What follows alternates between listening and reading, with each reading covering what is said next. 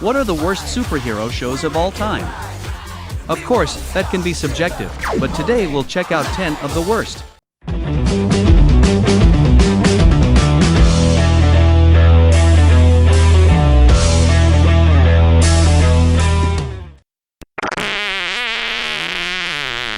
Excuse me.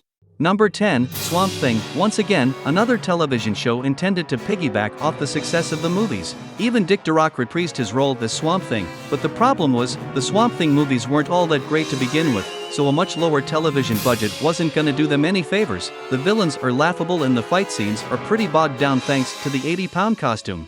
Swamp Thing was at one time USA Network's top-rated show despite being subject to mixed or poor reception. The series failed to reach a considerable mainstream approval but has gained a cult following thanks in part to the unintentional camp value of the early episodes. Adam Troy Castro of Sci-Fi.com gave a largely unimpressed review of the series' first DVD set, noting that somehow the action never amounts to very much because the staging is consistently beyond awful. Excuse me. Number 9, Black Scorpion. This might be a TV show most of you have never even heard of, but it was based on a movie of the same name that came from the legendary Roger Corman. Like Batman in the 60s, it was intended to be campy, and man did they succeed. The whole thing feels like a XXX parody and almost falls into so bad it's good territory, but more often than not, the jokes don't hit and it ends up being a chore to watch. A superhero TV series that aired on the Sci-Fi Channel in 2001. It aired in Canada on Space. The series is based on two Roger Corman Showtime TV movies. The Black Scorpion's real name is Darcy Walker, played by Michelle Lintel.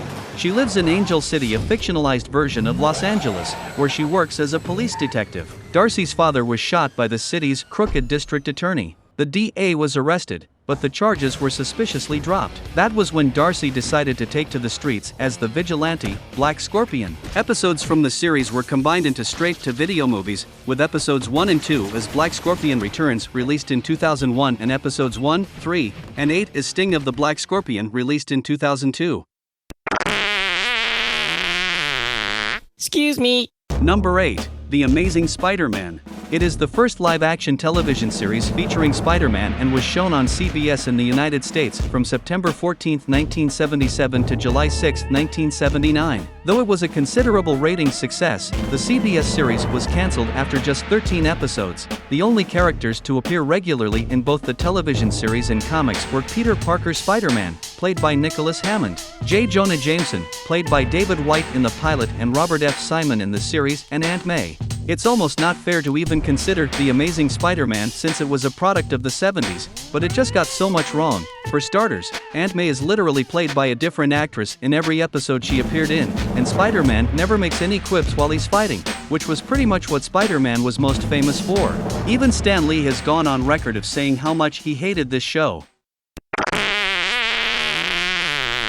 Excuse me. Number 7, Mutant X. The story of Mutant X is a complicated one. Marvel sold the X-Men rights to Fox, who then made a super successful movie. So Marvel wanted to ride that wave by creating a show about mutants, but since they didn't own the X-Men property anymore, they essentially rip off their own idea by making this mutant rip-off show that features none of the traditional X-Men characters. So Fox sued Marvel and the show got cancelled on a cliffhanger. Excuse me. Number 6, Nightman. Based off of the Malibu Comics character, Nightman is Johnny Domino, a jazz saxophone player who gets struck by lightning and gains the ability to see and hear evil, which is ironic considering some of the celebrity cameos who popped up on the show. This show was completely ridiculous and never even attempts to explain how a jazz musician can afford such a high-tech suit, but at least fans got an amazing crossover episode with Manimal. Fun side note, Nightman's arch-nemesis was played by a pre-Sons of Anarchy Kim Coates. Excuse me. Number 5, Ninja Turtles: The Next Mutation. Thankfully, it only lasted for one season, but that was one season too many. The Next Mutation was supposed to be set in the same universe as the cartoon, but mostly made callbacks to the movies instead. Casey and April were nowhere to be found, the costumes were distractingly bad, the jokes were horrible, and they introduced a fifth, female turtle, Venus de Milo. How do you know she's a girl? Well, she's got shell boobs and her bandana is braided to look like a ponytail. Venus was such a terrible character that co-creator Peter Laird refuses to even talk about her.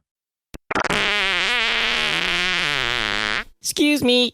Number 4, Birds of Prey. This came out in 2002 and lasted just one season.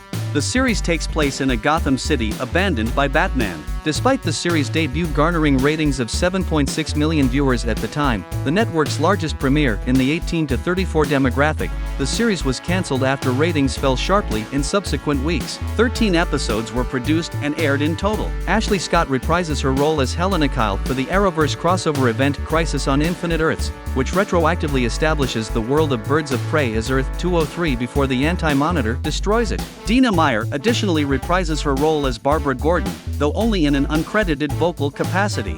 A member of the DC franchise, this series fell flat because of its confusing premise, per critics. Reviewers also said this series was unnecessarily complicated and complex. Interestingly, years later, DC is releasing a Harley Quinn-centric film of the same name, although the two don't seem like they will be overly similar.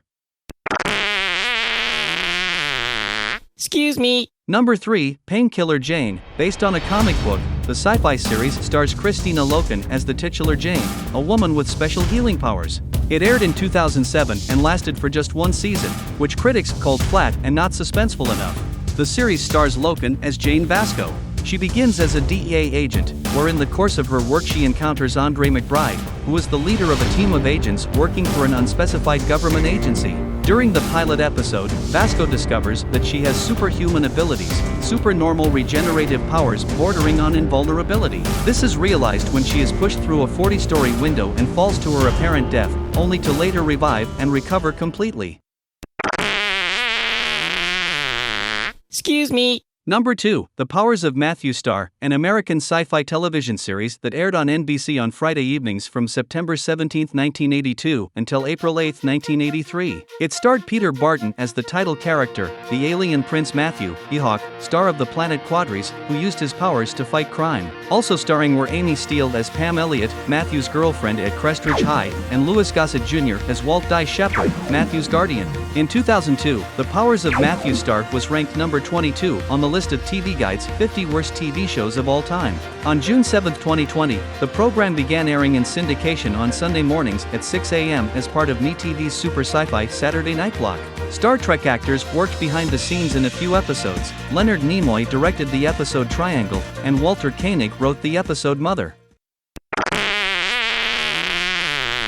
Excuse me. Number 1, Batwoman. Batwoman is a lot like its rhyming opposite, Catwoman, a chance to explore and develop a compelling, powerful female superhero that is squandered in nearly every way. Ryan Wilder was done so dirty in this equally dirty-looking adaptation, devoid of the fun, excitement, and pizzazz that should come with the territory. The first season had a lot of potential. The acting and scripts were fine. Ruby Rose was energetic and athletic in the title role. The premise: following the disappearance of Gotham City-based vigilante Batman, Kate discovers that her cousin Bruce Wayne was Batman and decides to follow in his footsteps by becoming her own vigilante using her prior military skills, coined Batwoman by the media. Ruby Rose departed after season 1 and the show continued with homeless ex-con Ryan Wilder finding the Batsuit from the plane wreckage and taking up the mantle of Batwoman to avenge her mother's death. The show limped along for a third season of 13 episodes before it was finally cancelled. The quality of the scripts and production values had dwindled. Meanwhile, Batwoman had the opportunity to be a strong, positive representation of women of color,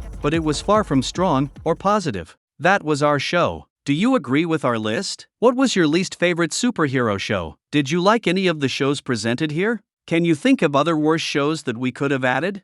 Let us know in the comments below. Don't forget to subscribe to the channel if you haven't already, like the video, and check out the Carl Vincent Vampire Hunter franchise also in the links below. Until next time, this is Andrew in for Kevin Given saying live long and prosper, may the force be with you, and keep reaching for the stars.